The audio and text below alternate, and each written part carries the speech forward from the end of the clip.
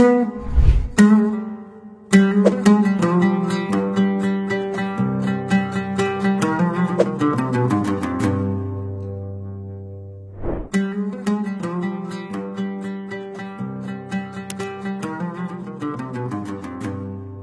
itu disebutkan di dalam ajaran tasawuf yang diriwayatkan oleh banyak sekali kaum sufi, bahwa di antara 4 unsur mujahadah itu terdapat satu prinsip yang disebut qillatut ta'am, atau menyedikitkan makan.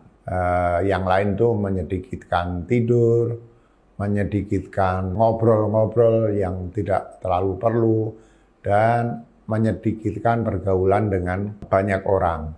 Nah, yang kita perlu pahami sejak awal adalah bahwa setiap ajaran itu mesti dikontekstualisasikan dan direkontekstualisasikan sesuai dengan zaman dan kebutuhan zaman itu. Ya, nah, zaman sudah berubah, prinsip-prinsip itu masih tetap berlaku, tapi mestinya dia disesuaikan. Saya misalnya lebih cenderung untuk memahami prinsip qillatut ta'am sebagai makan secukupnya. Karena mungkin di zaman dulu dan di zaman sekarang itu berbeda. Bahkan saya lebih senang sekarang memperluas maknanya menjadi mengkonsumsi secukupnya. Mengkonsumsi itu bukan hanya makan, tapi konsumsi barang-barang yang sudah merupakan bagian dari kebutuhan zaman sekarang, ya.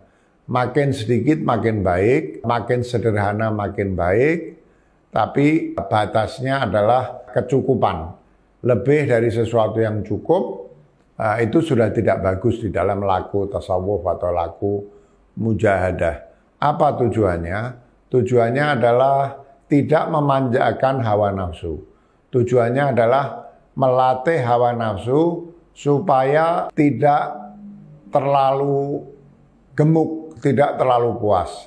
Hawa nafsu itu tidak pernah puas. Makin diberi makan, makin diberi asupan, dia makin menjadi besar dan tuntutannya juga menjadi makin besar. Karena itu sebaiknya hawa nafsu ini dibuat starving, dibuat kurang mendapatkan asupan sehingga dia kurus, dan kemudian kemampuannya atau kekuatannya untuk terus mendorong kita supaya memuasi hawa nafsu itu tidak kemudian menjadi makin besar dan makin besar.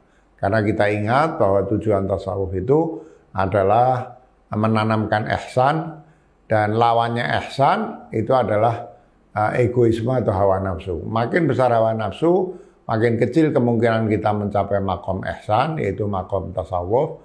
Makin berhasil kita menaklukkan atau menahan hawa nafsu, makin besar ruang bagi kita untuk berhasil di dalam bertasawuf atau mencapai makom ihsan itu.